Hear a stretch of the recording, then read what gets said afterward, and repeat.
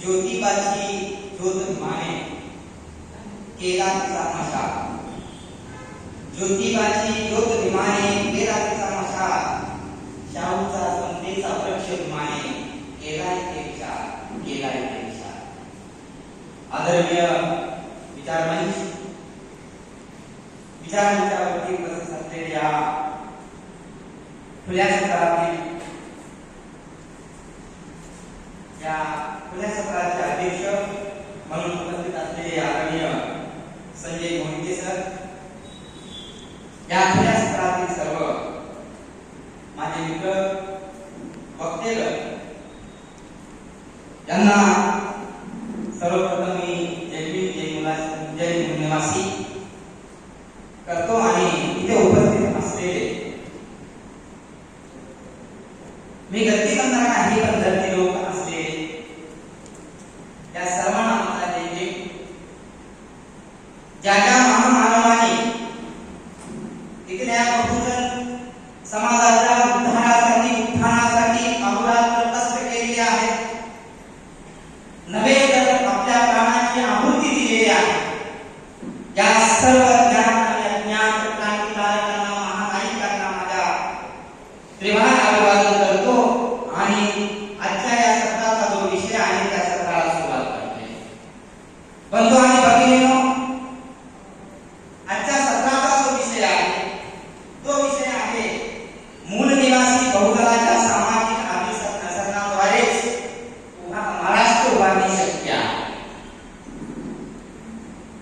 माझा बोलण्याच्या अगदी सुरुवातीला मी स्पष्टपणे सांगू इच्छितो आणि त्यात हा मताचा आहे.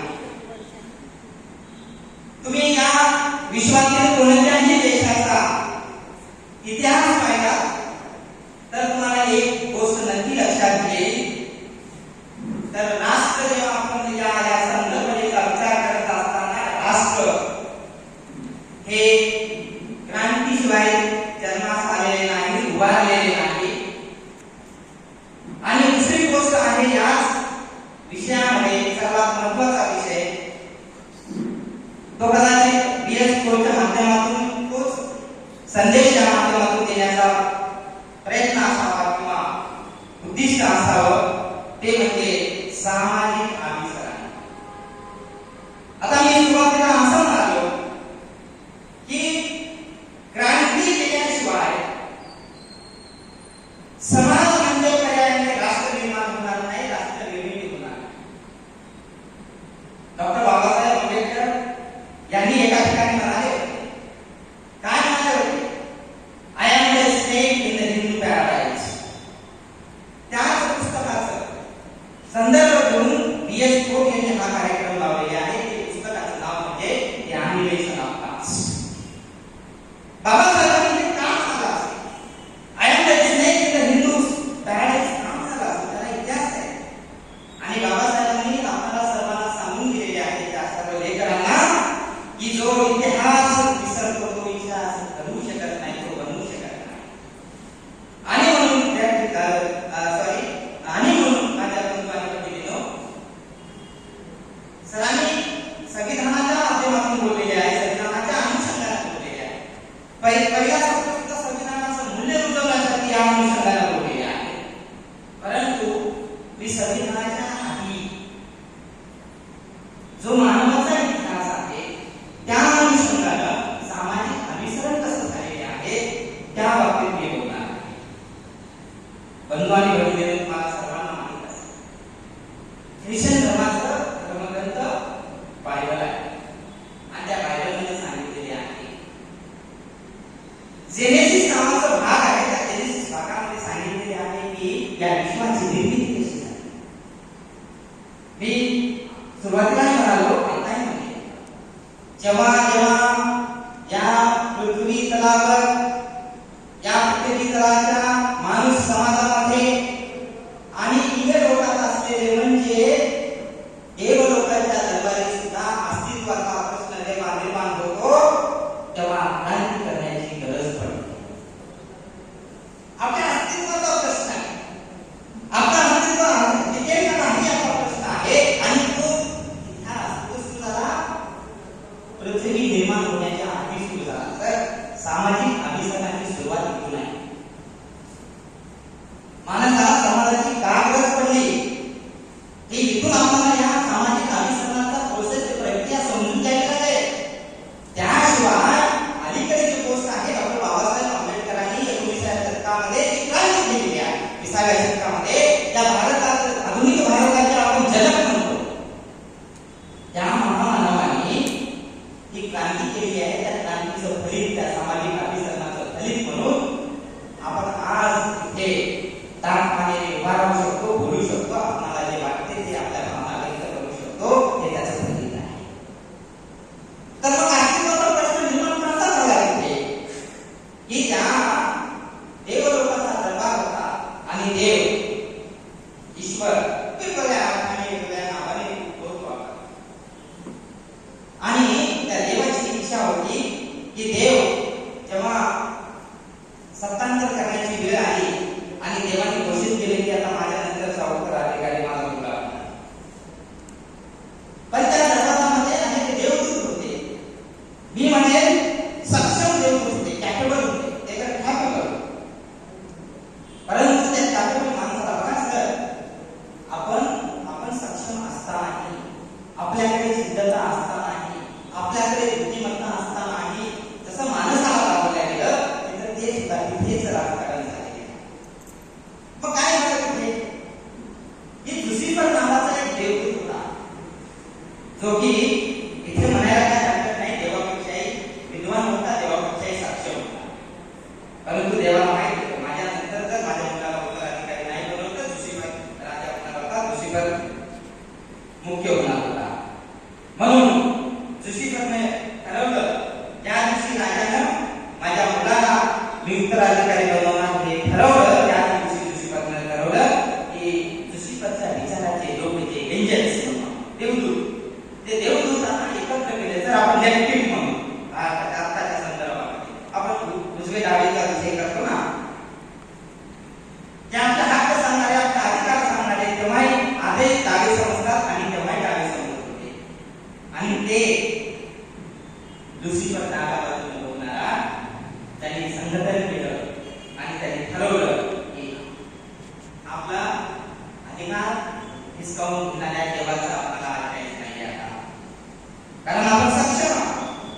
असे असताना देखील आपलं सक्षमत्व, आपलं ताकद, आपली विद्वत्ता काढली जाते हे लुसिफरला मान्य झाले नाही. आणि म्हणून हे देवाला पण मान्य नव्हतं आणि देवाच्या आदेशानुसार लुसिफरला त्यांच्या दरबारातून बाहेर काढलं. आणि दरबाराच्या बाहेर काढल्यानंतर लुसिफरची जागा सोडून काढण्यासाठी आपण आज इतिहास तुम्ही वाचला असेल की या पृथ्वी तलावरती दोन व्यक्ती म्हणजे स्त्री आणि पुरुष, स्त्री म्हणजे आडम आणि त्या देवानी आडम आणि युवला तयार केलं लुसिफरची जागा भरून घेण्यासाठी. आणि देवलोकांना डॉमिनंट करायला आवडतं असं आपण समजूया. आणि त्या ईव आणि आडमला निर्माण केलं, मातीपासून आडम तयार झाला आणि त्या लोकांना आनंदी वातावरणात ठेवण्यासाठी एक गार्डन ऑफ एडन तयार केलं. आणि त्या गार्डनमध्ये त्यांना सांगितलं तुम्हाला जसे राहायचे तसे राहा, पण एक आदेश त्यांनी मुद्दाम दिला, कारण देवाची आज्ञा पाळलीच पाहिजे. या आशेने सुद्धा ते दोघं राहायला लागले. आणि तिथं एक गोष्ट घडली की त्या याच्यामध्ये नॉलेज फ्रूट नावाचं फ्रूट ऑफ द नॉलेज, त्या फक्त एक देवाने आज्ञा दिली आहे त्याला की तुम्ही सर्व काही करू शकता, फक्त एक गोष्ट करायची नाही, त्या ज्ञानाच्या फळाचं फळ खायचं नाही. हे सर्व लुसिफरला कळतं आणि लुसिफर ठरवतो. काय ठरवतो की आपणाला ज्यांनी आडम आणि युग तयार केलं त्याचा आपण त्याच्यापेक्षा हुशार आहोत, आपण शहाणे आहोत, आपण बुद्धिमान आहोत हे त्यांना दाखवून द्यायचे. लुसिफर पहा, लुसिफर एक एंजल म्हणून येऊ दिलं नाही, म्हणून तो सापाच्या रूपात आला. आणि सापाच्या रूपात येऊन युग 31 घरी असताना तो साप त्याच्याशी बोलायला लागला.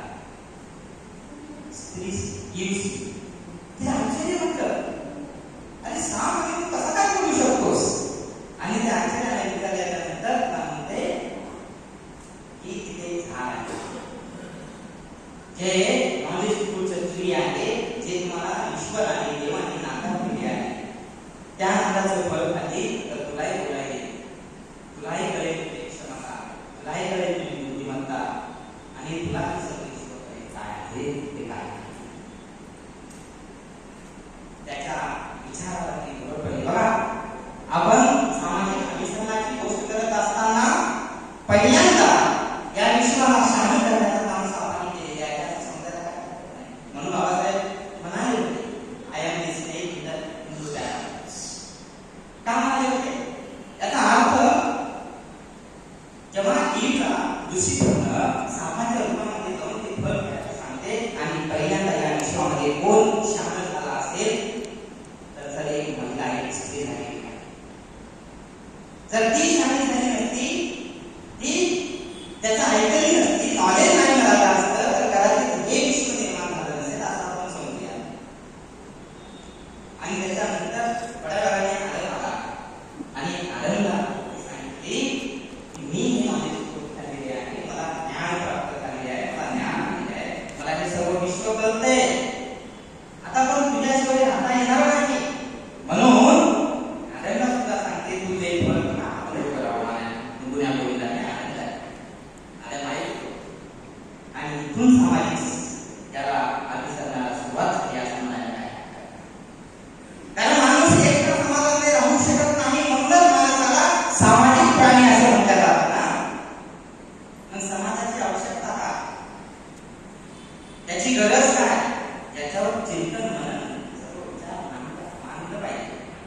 ही जबाबदारी आमचीच नाही, ही जबाबदारी फक्त BS4ची नाहीये, ही जबाबदारी त्या प्रत्येक नागरिकाच्या, प्रत्येक व्यक्तीची आहे.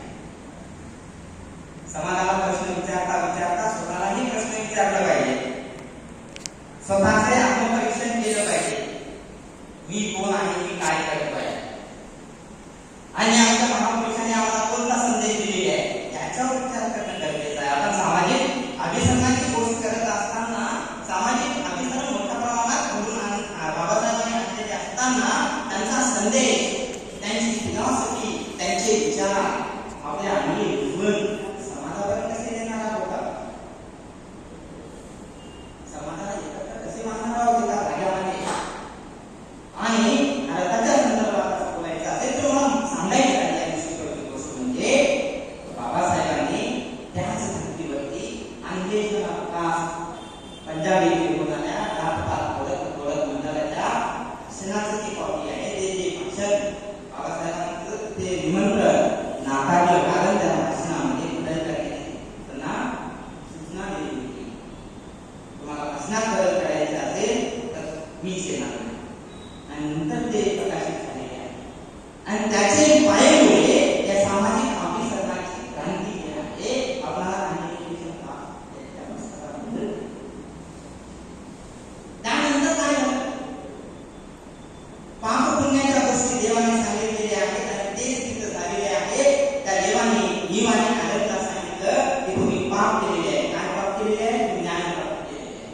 काय पाप केलेले आहे? तुम्हाला माहिती मिळवलेली आहे. काय प्राप्त केलेले आहे? की तुम्हाला नॉलेज खायला सांगितलं नव्हतं, ते पाप केलेले आहे जा पृथ्वीवरती. आणि तिथून पृथ्वीचे निर्माण निर्मिती झाली आहे म्हणजे सांगितले जातं. आपण इतिहास पाहतो, मानवी डावीने थेरी सांगणार नाही, वेळ आपल्याकडे खूप कमी आहे.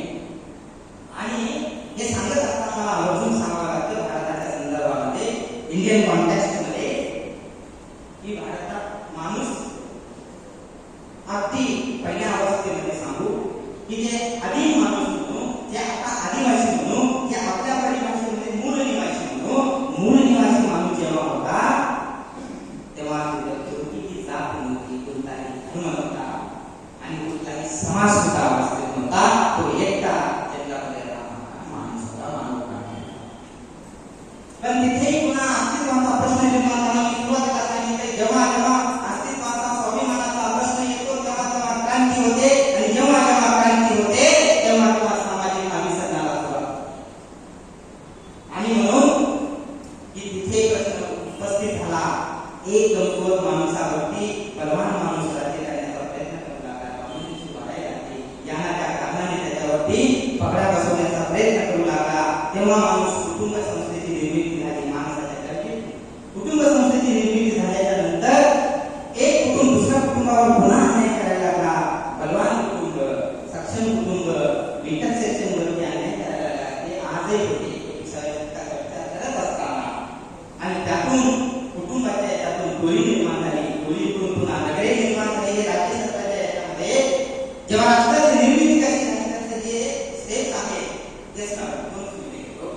आणि म्हणून बांधवांनो की हे सामाजिक अभिसरणाची प्रक्रिया सुरू होत असताना भारतीय संदर्भात आपल्याला असं सांगता येईल की आपणाला एक इथे मनुस्मृती, बोधिपुराण आणि वेगवेगळ्या त्याची निर्मिती झाली असं मी या ठिकाणी म्हणले. आणि हे बोधिपुराण जे कधी निर्माण झालं, जेव्हा राष्ट्र निर्माण झालं, जेव्हा समाज निर्माण झाला, जेव्हा राज्य निर्माण झाला आणि ते राज्य निर्माण झाल्याच्या नंतर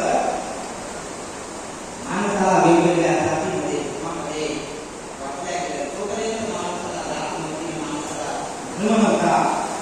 आणि जेव्हा माणसाला जात लावली गेली, त्यातून वर्णव्यवस्था निर्माण केली आणि त्या वर्णव्यवस्थेमध्ये इथल्या माणसाला म्हणजे बहुजनांना मानसिक गुलामगिरीमध्ये गुंतवून ठेवण्याचं काम करण्यात आलं.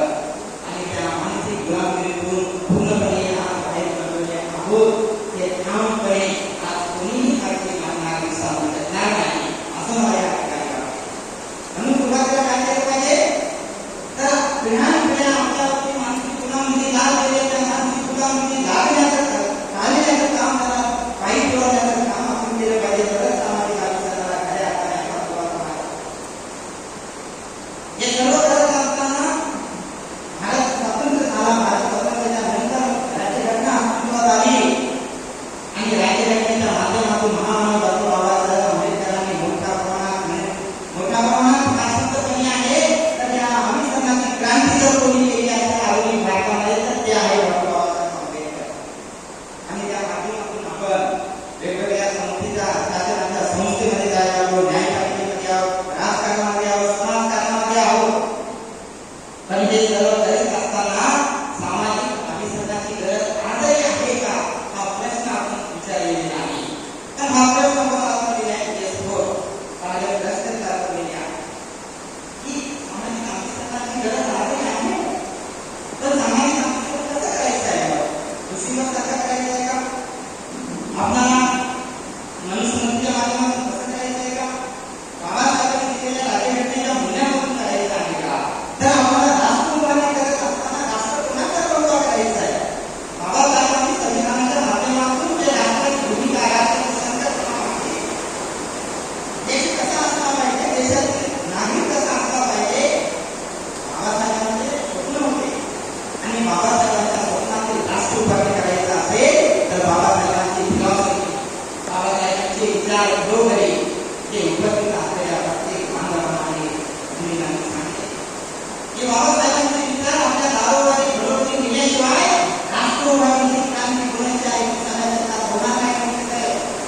म्हणजे आपली सर्वांची जबाबदारी आहे, एकत्रित जबाबदारी कलेक्टिव्ह वर्क.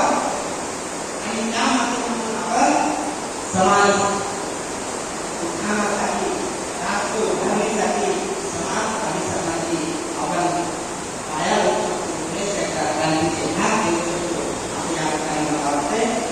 मला बरंच काय बोलायचं होतं, टाईम देण्याचा त्यामुळे वेळेचं भान परत मी मला या ठिकाणी या अधिवेशनामध्ये ज्ञानपत्रामध्ये एक वक्ता म्हणून बोलल्याबद्दल मी यासमोर आणि सर्व त्यांचे सहकारी मनस्वी आभार व्यक्त करतो आणि माझ्या विषयाला विराम देतो. खूप धन्यवाद. सामाजिक अभिसरण म्हणजे